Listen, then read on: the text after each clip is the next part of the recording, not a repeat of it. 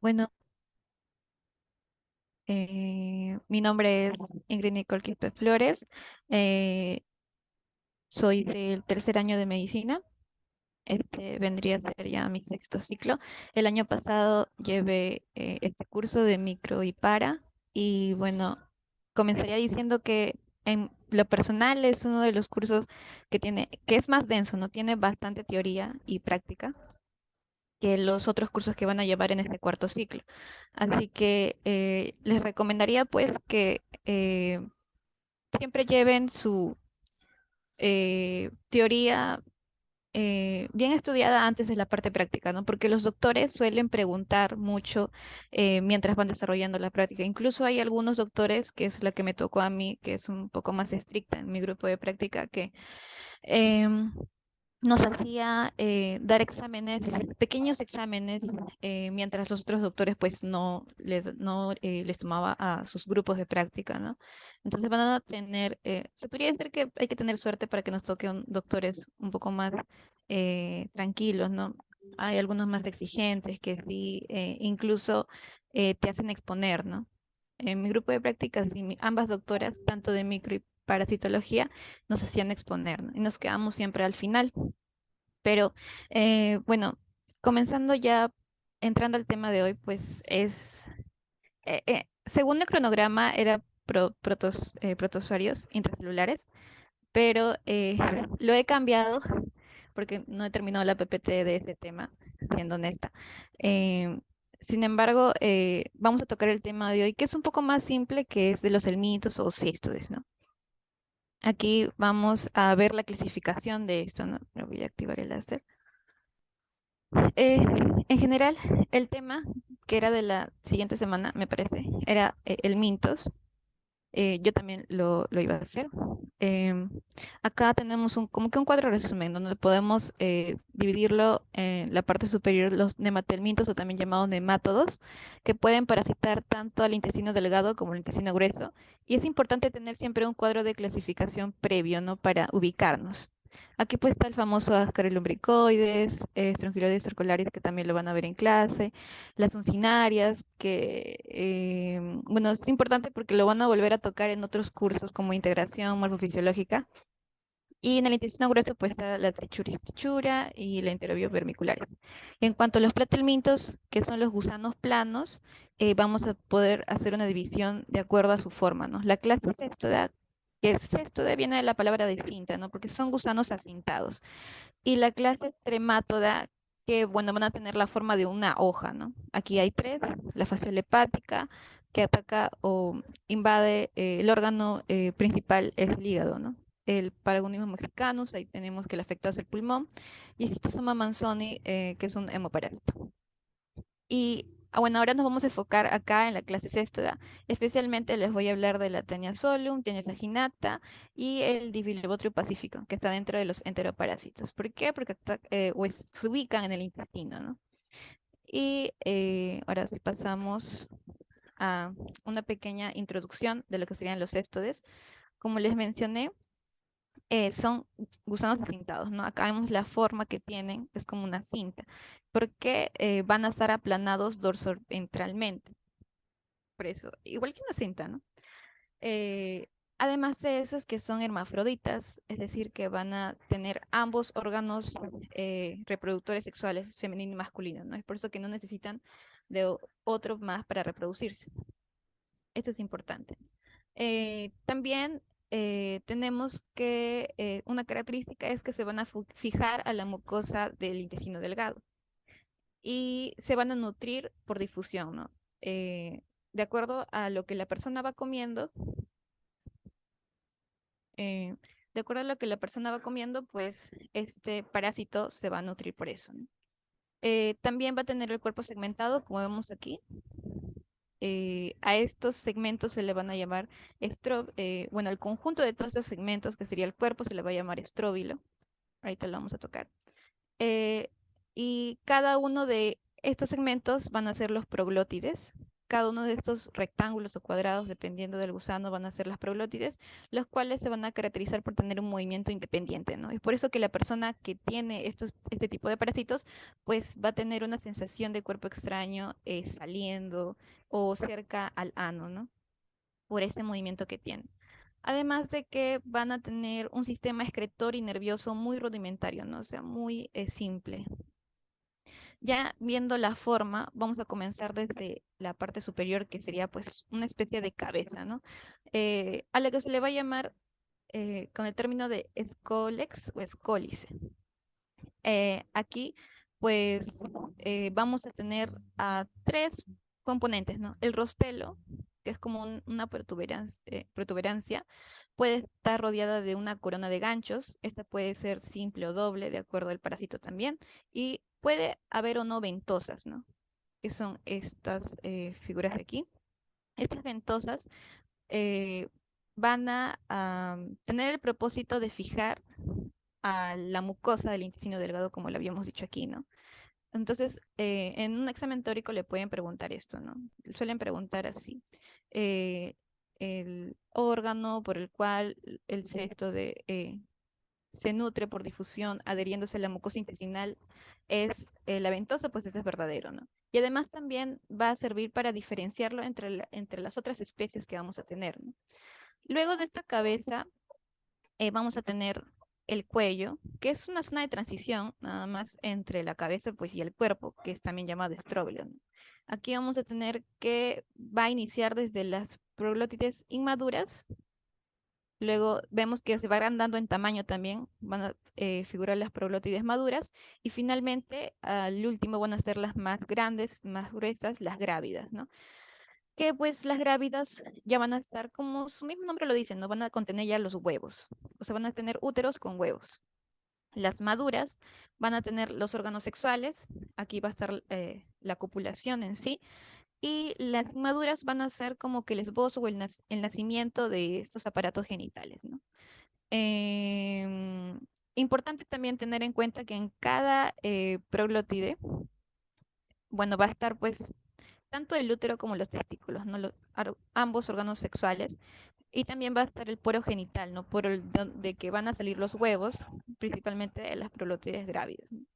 Y un dato extra es que para que una persona hayamos eliminado por completo este parásito, es que la cabeza o el escólex debe salir, ¿no? Esto nos va a dar la seguridad de decir que el parásito ya no está en el hospedero, ¿no? Una eliminación completa es eliminando el escólex, porque la proglótides pueden salir, los huevos también, pero mientras la cabeza siga fijada a la mucosa intestinal, vamos a decir que la persona sigue teniendo un parásito, ¿no? Bueno, y esta figura muestra los huevos que van a ser liberados, ¿no? Eh, Esta es una figura clásica de cómo serían los huevos, principalmente de la tenia, ¿no? Esta va a tener una doble membrana gruesa y radiada, como vemos aquí, acá hay una y acá hay otra. Por eso es que se le asemeja a una llanta, ¿no? Y en el interior vamos a tener como unos ganchos, tres pares de ganchos. Aquí está lo que sería el embrión hexacanto, ¿no? Que de aquí va a salir, pues, eh, bueno, su forma larvaria y luego la forma adulta, ¿no? Ahora pasemos ya a hablar de los tres que mencioné al inicio. Para los que no estaban al inicio, mi laptop está un poco lenta. Vamos a hablar de la Tenia solum, saginata y el Diphyllobotrum pacifico, ¿no? Que tal vez ese tercero sea lo que no han visto a nivel pre, ¿no? Tenia solum me parece que sí, sí lo vemos o lo hemos visto a nivel pre, ¿no? Tenia solum, recordando, es la tenia del cerdo, ¿no? Y va a ser, pues, ¿qué va a generar la enfermedad o va a ser el agente etiológico de la teniasis, ¿no? Y también de la cisticercosis, que vamos a hablar ahora. Bueno, es importante recordar la ubicación taxonómica, ¿no?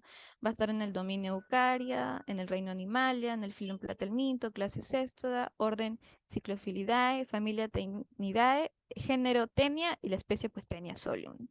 La morfología es importante, tanto para bueno, más para la parte práctica que la teórica, porque eso es lo que nos van a colocar en los exámenes prácticos, ¿no? Nos van a colocar figuras, nosotros tenemos que, nos van a poner dos partes para rellenar. La primera va a ser qué parásito es y en qué estadio está, ¿no?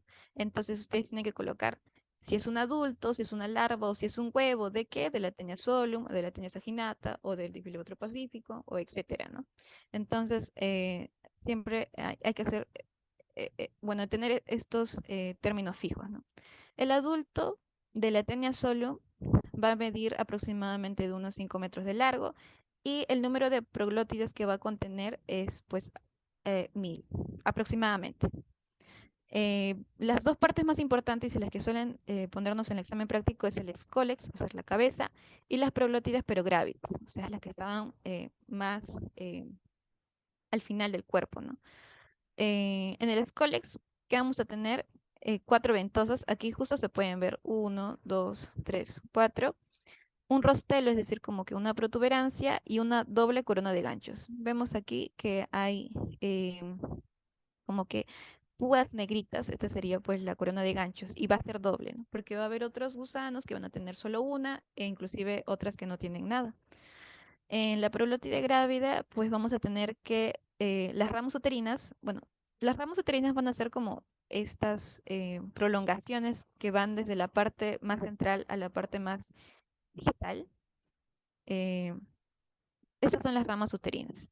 Y en las proglótides grávidas de la Taenia solum pues van a ser menor a 12, ¿no? Si ustedes la cuentan por cada lado, va a ser a 11 o 10, ¿no? No va a pasar de 12, o lo mucho 12. Luego tenemos a su estado larvario, a la que se le va a llamar Cysticircus celulosae, y como vemos se parece bastante a lo que sería las pepitas de granadilla, o lo que contiene la granadilla, ¿no? También en el Instituto de Medicina Tropical también está pues de manera macroscópica así, ¿no? En una botellita. Eh, y es importante también escribirlo bien, ¿no? Cysticercus celulosae, tienen que escribirlo con la Y, con la doble L, con todo, solo la primera letra en mayúscula. Y bueno, eso, ¿no? Tenerlo en cuenta, porque a veces me parece que en nuestro primer examen, la mayoría de mi base, que es la 21 pues sacó muy baja nota en el examen práctico, porque algunos no escribieron bien o simplemente dejaban el examen blanco porque no sabían. Eh, la medida, ¿no? De 0,5 a 1,5 milímetros y normalmente se ubica en el músculo, pues, del chanchito, ¿no? Por ser su tenis. Este, como que la parte blanquecina que tenemos en el Cysticercus celulosae, pues es el escólex de manera invaginada, ¿no? Y aquí está pues un corte histológico que también esta es una lámina del Instituto de Medicina Tropical, ¿no? Que puede venir en el examen de esta manera. Y eh, el huevo pues va a hacer lo mismo que hemos visto en la primera lámina. Va a haber una doble membrana radiada y un embrión exacante en el centro, ¿no?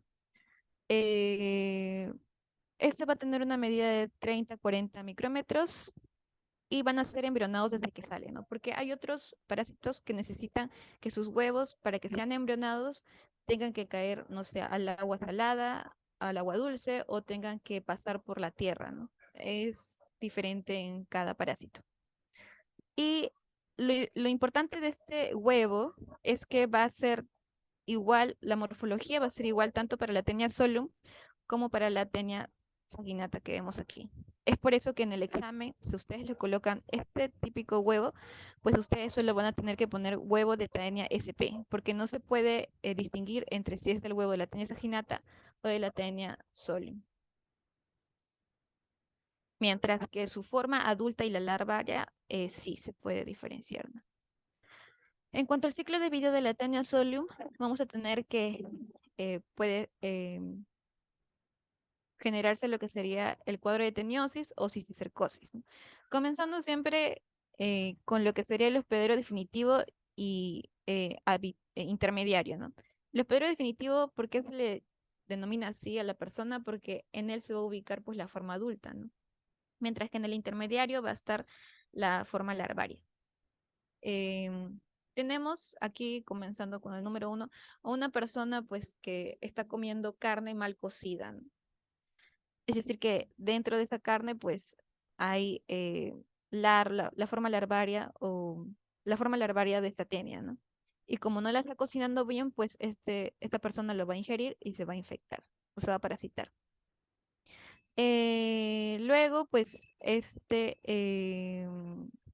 larva va a convertirse en adulta, llegando en el intestino delgado de la persona, se va a nutrir, bueno, va a crecer eh, y va a comenzar a botar sus proglótides grávidas, ¿no?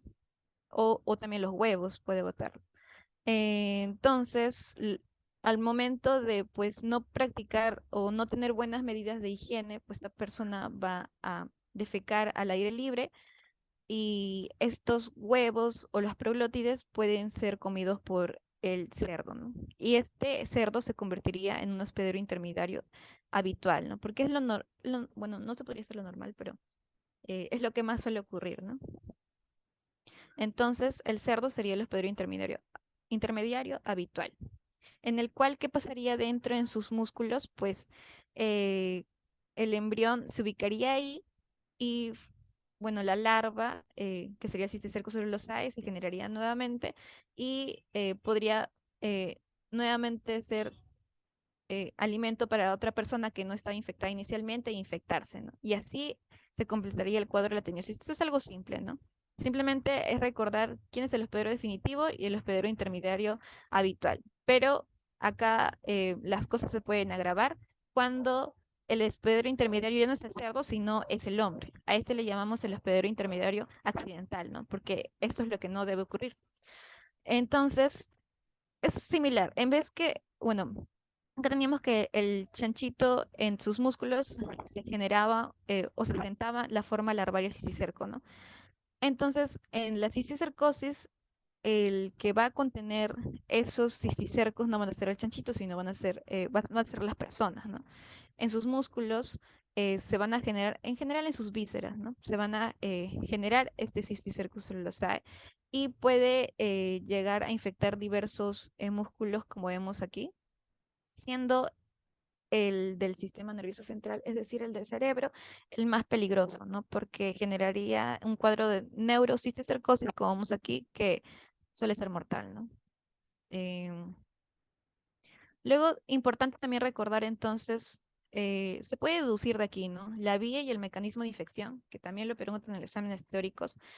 La vía de infección pues sería oral y el mecanismo, es decir, cómo es que nosotros nos infectamos, es mediante la ingesta de carne de cerdo, específicamente del cerdo, puede estar contaminada o es que está mal cocida, ¿no? Y también suelen preguntar un poco la epidemiología, ¿no? ¿Dónde es que es más frecuente esto? Pues en la zona rural, debido a la cría de cerdos, sobre todo cuando es de manera deficiente, ¿no? Es decir, no hay medidas de salubridad adecuadas o malos hábitos de defecación de los habitantes, ¿no? Al defecar, como les dije, al aire libre para que otros animales coman las heces de casualidad. También puedes mencionar las comunidades en vías de desarrollo y, importante, la forma infectante, ¿no? Cómo es que nosotros nos llegamos a infectar de esta parasitosis, pues sería mediante la ingestión del cisticerco celulosae, ¿no? En la carne mal cocida. ¿Cuál sería la clínica o los síntomas que se generarían a la persona? Pues mayormente es asintomática, solo causa una inflamación en la mucosa intestinal por la misma adhesión de este parásito o un cuadro de teniosis, ¿no? Como le explicamos acá, la parte derecha era la teniosis. Aquí pues la persona va a botar heces, pero con sus proglótides, ¿no? O con huevos también. Y aquí puede llegar a tener dolor abdominal, náusea, diarrea o estreñimiento. Y en la cisticercosis humana, ¿cuáles serían los órganos afectados? Porque recordemos que ahí el cisticerco se iba a desarrollar, ¿no? En los músculos en general, en los ojos, en la médula y en el cerebro, pues ya llamado neurocisticercosis, ¿no? Que es mortal. El diagnóstico que se hace, pues examen de heces o también pruebas como ELISA o Western blot. Y el tratamiento, bueno, ¿qué medicamento se le puede dar, no? El Praziquantel o niclosamida. Eso no preguntan en el examen. En cuanto a la tenia saginata, bueno, la ubicación taxonómica es muy similar. Dominio Eucaria, reino Animalia, filo Platelminto, clase Cestoda, orden Cyclophilidae, familia Taenidae, género Taenia, especie Taenia saginata. La tenia saginata, ¿qué es? Pues es la tenia del res o de la vaca, ¿no? La morfología, aquí sí vamos a encontrar algunas diferencias. En el adulto, vemos que va a ser más largo, ¿no? De 8 a 12 metros de largo y también va, bueno, va a poder contener mayor número de proglótides. En este caso va a ser casi el doble de la tenia solo, ¿no? 2000 proglótides y puede vivir hasta 25 años, ¿no? Aquí las partes más importantes, nuevamente el Scolex y la proglótides grávida. El Scolex, ¿cómo va a ser? Vemos que solo va a tener 4 ventosas. Acá no hay rostelo, ni hay doble corona de ganchos, ni una corona de ganchos, ¿no? Simplemente están las 4 ventosas. Y en la prolótide grávida también vemos que hay un mayor número de ramas uterinas por cada lado, ¿no? Este va a ser mayor a 12, ¿no? Y el poro genital va a ser lateral. Aquí no se ve mucho, pero debería estar como que a un lado se ve una pequeña o como una pequeña dilatación en uno de los lados, ¿no? Puede ser arriba o abajo. En cuanto a la larva, este va a recibir el nombre de Cysticercus bovis. Esta foto, bueno, esta foto también es del Instituto de Medicina Tropical, que también van a ir ustedes, y también pues se parece a una pepita granadilla, ¿no? Es muy similar al de Tania solium, y aquí se ve una imagen macroscópica, ¿no? En el músculo de una vaca, ¿no? Cómo es que está incrustado este cisticerco ahí. Y bueno, aquí el Scolex invaginado, pues no diferencias que este no va a tener rostelo ni ganchos, ¿no? Porque simplemente tiene 4 ventosas. Y el huevo, como les mencioné, pues va a ser indiferenciado, ¿no? Pasamos a la siguiente. Aquí, en el ciclo de vida, eh, este solo va a generar, o ya no va a haber un cuadro de cisticercosis, ¿no? El único que puede generar cisticercosis es la teñasol. Aquí tenemos que el hospedero definitivo nuevamente va a ser el hombre, el intermediario va a ser la vaca, ¿no? Nuevamente la persona se va a infectar al comer carne mal cocida o contaminada con los cisticercos, ¿no? Va a entrar al organismo y se va a sentar o se va a generar la forma adulta en el intestino delgado. Es por eso que recibe el nombre de hospedero definitivo, ¿no? Por contener a la forma adulta. Luego al desarrollarse, pues esta va a botar sus proglótides y sus huevos también, pues defecando al aire libre y este puede ser comido, ¿no? Por la vaca, ¿no? Y este va, bueno, va a ingresar a su organismo y se va a sentar en su músculo, lo que sería pues bueno, si el huevo es comido, pues el cisticerco, ¿no? La forma larvaria va a estar en el músculo del ganado vacuno. Y nuevamente, si esta persona consume esta carne de vaca sin haberla cocido bien, pues se va a contagiar y así el círculo seguiría habiendo o más infección a las otras personas, ¿no? Entonces, nuevamente, la vía de infección sería oral y el mecanismo, la ingesta de carne de res o de vaca, pues que esté contaminado o mal cocido, ¿no? En cuanto a la epidemiología, prevalentemente es mayor en la sierra. eh, a nivel nacional solo hay 0,33% de casos. Es un número muy bajo. Prevalece más en la zona donde hay malos hábitos de defecación, por lo mismo que hemos visto, y también contaminación de pasto, ¿no? Con las heces. La forma infectante, nuevamente, es la forma larvaria, ¿no? Cisticercosis bovis, igual que similar a la de Atanasol. La prevención, siempre enfocándose principalmente sería no comer carne mal cocida, eh, o, bueno, cocerla bien, la educación sanitaria al momento de las defecaciones, una correcta disposición de excretas y control veterinario, ¿no? Para el ganado vacuno. La clínica, bueno, en el cuadro de teniosis vemos que las personas van a defecar con las proglótides, ¿no? Y esta salida de proglótides, al tener un movimiento independiente, pues va a generar una sensación de cuerpo extraño justamente en el ano y prurito, ¿no? Lo que le va a dar escozor en esa parte. Y o también puede verse afectado la mucosa, ¿no? Puede haber oclusión intestinal, puede haber irritación, inflamación de la mucosa, ¿no? Por las ventosas que se están adheriendo ahí. En cuanto al diagnóstico es similar, examen de heces, vamos a tener que a nivel del microscopio se va a poder observar pues estas proglótides, porque los huevos, como se mencionó, son indiferenciados. Sin embargo, las proglótides sí nos va a indicar si es de Taenisolum o de Taenia saginata, ¿no? Am, y bueno, los proglótides se pueden observar a nivel macroscópico también. Y en micro, pues ya los huevos, ¿no? Pero sin embargo, ahí no vamos a tener un diagnóstico definitivo, ¿no? Simplemente que pertenece a Taenia o Taenia saginata. Y el tratamiento es igual, praziquantel o niclosamida. Y aquí hay un pequeño comparativo entre las dos, ¿no?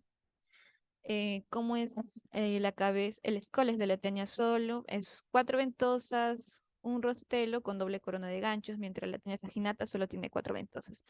El número de ramos uterinas por cada lado en las prolótides grávidas en la Tenia solum va a ser menor a 12, en la Tenia saginata mayor a 12, ¿no? Y la Tenia saginata es mucho más larga, ¿no? Por eso puede contener mayor número de prolótides y además que el poro genital va a ser lateral, ¿no? Tener en cuenta esos datos para poder diferenciarlos, ¿no? Y finalmente ya para terminar con el Diphyllobothrium pacífico, este tal vez sí sea una tenia que no hayan escuchado a nivel pre. Esta va a ser la tenia del PET y va a generar en las personas un cuadro de difelobotriasis. Em, la ubicación taxonómica tenemos que se ubica en el reino, perdón, en el reino Animalia, el filum Platelminto, porque va a ser sano plano, ¿no? Clase Cestoda, ya les mencioné por ser asintado, orden Pseudophilidae, familia Diphyllobothridae, género Diphyllobothrium, especie Diphyllobothrium pacificum. Y aquí tenemos al adulto y al huevo, ¿no? Es la morfología. El adulto va a medir aproximadamente de 2,5 a 3 metros y puede llegar a un máximo de 10 metros. Aproximadamente contiene 1000 prolótides y aquí vemos las características del Scolex, ¿no? Vemos que es completamente diferente al Scolex que tenía de la Taenia solum y Taenia saginata. Aquí no hay ventosas, no hay corona de ganchos y no hay rostelo. Simplemente hay dos botrias. Y estos de aquí, los que están a cada lado, son a los que se le denomina botrias, ¿no? Son justamente hendiduras laterales, ¿no? Y eso es lo que les va a servir para adherirse a la mucosa. Y la prolótide grávida también va a ser diferente. Aquí ya no vemos que son ramas uterinas que se están yendo de la parte más central a distal, no, sino están como que aglomeradas en el centro. Estas manchitas son las ramas uterinas en forma de, bueno, pino o también le llaman en forma de roseta, ¿no? Aquí se ve una imagen que logré tomar en el Instituto de Medicina Tropical. Es de esta forma, ¿no? Es bien bonita. Y bueno, es muy diferente a las dos tenias que hemos visto, a las prolótides de las dos tenias que hemos visto. Y aquí vemos la imagen macroscópica, ¿no? También es de del IMT. Y vemos que la parte del ancho, es decir, esto de aquí, la parte del ancho, va a ser mayor a la parte larga, ¿no? Son como rectángulos por eso. Y el poro genital va a ser central, ya no va a estar ubicada de manera lateral, ¿no? Eso lo diferencia de la taenia saginata. Y el huevo también va a ser diferente. Aquí vemos que va a haber dos partes importantes, el botón hialino, que justamente es como un botoncito, y en el otro extremo al opérculo, ¿no? Que, bueno, va a tener esta forma. Acá también lo podemos ver, el opérculo y el botón hialino aquí no se nota mucho. Lamentablemente algunas fotos van a variar. Es por eso que como recomendación personal les diría que traten de recolectar todas las fotos posibles que tengan las otras mesas de práctica, porque en el examen práctico pues no les van a venir fotos que solo ustedes hayan tomado de su mesa, sino les van a poner cualquier muestra de otros grupos. Entonces, si ustedes se estudian solo con esta imagen y en el examen les viene esta, pues como que les va a marear un poco, ¿no? Aquí se ve claramente el botón hialino y el opérculo, pero aquí solo se ve el opérculo y no se ve el botón hialino. Entonces, solo tienes un minuto para escribir lo que ves, ¿no? Y le recomendaría que se roten las fotos, ¿no? Con sus amigos de los otros grupos. Vemos que los huevos van a tener una forma ovalada y operculada, ¿no? Y van a tener un tamaño de 50 a 40 micrómetros. Más que nada es importante estos dos, reconocer estos dos y bueno, que es diferente a los huevos de la Tenia solmisginata, ¿no? No va a tener pues un embrión extracanto en el centro ni una doble membrana gruesa irradiada, ¿no? Es muy diferente. En cuanto al ciclo de vida, ese sí va a ser un poco más complejo.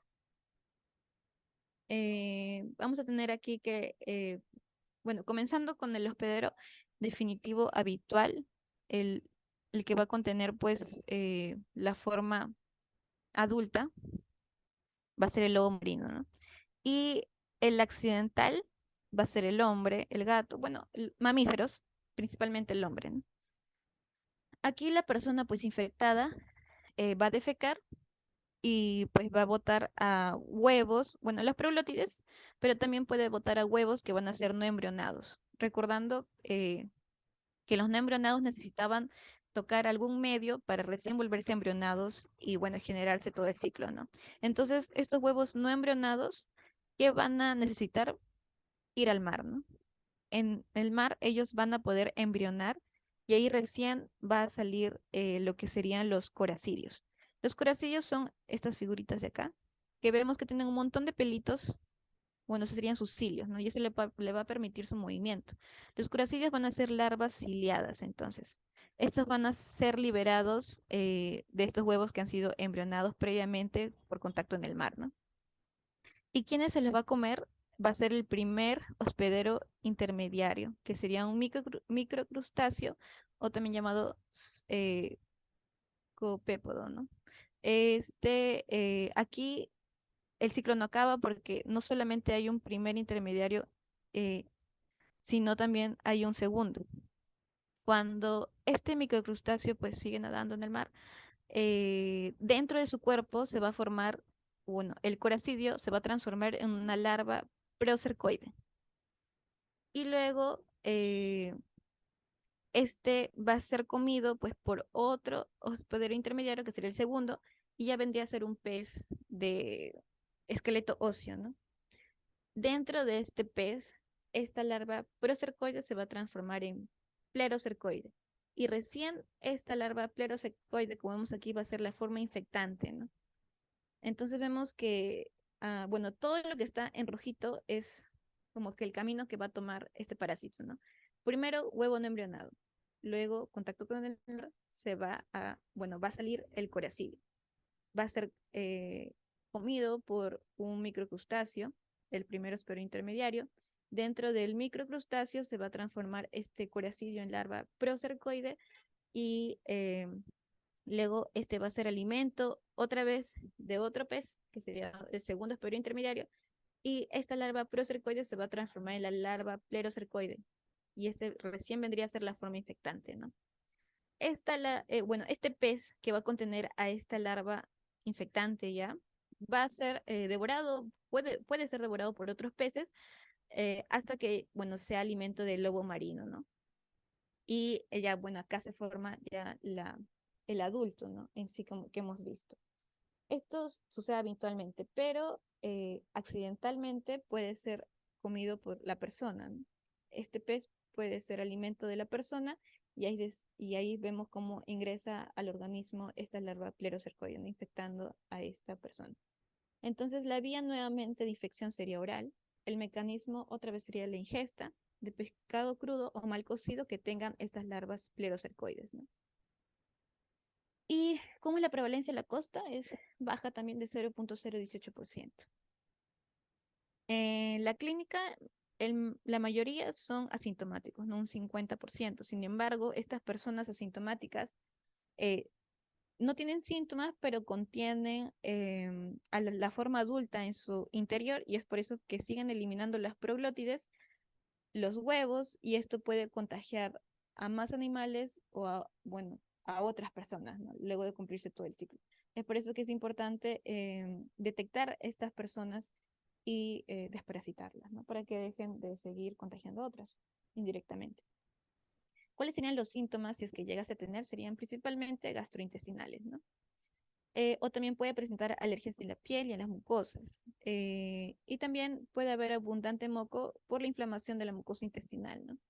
En cuanto al diagnóstico, nuevamente un examen de heces o de manera macroscópica ver las proglótides que salen, ¿no? Porque eso se puede observar en una persona cuando está defecando. Y a nivel microscópico, pues ya observando los huevos, ¿no? Ya hemos visto las características de los huevos, ¿no? Como son operculados, ovalados y que tengan el botón hialino, ¿no? Y la prevención, siempre, la prevención, nuevamente enfocándose en la educación sanitaria o atacando directamente este punto, ¿no? La vía y mecanismo de infección, que sería no comiendo pescado que esté crudo o mal cocido, es decir, en los ceviches, ¿no? Y también tratar a los infectados, ¿no? Justamente para eh, parar a que se siga contagiando otras personas, ¿no? Así estos no tengan síntomas, ¿no? Y bueno, esto sería todo por estos tres elementos. Si habrá una pregunta o si no, bueno, nos veríamos en otra oportunidad.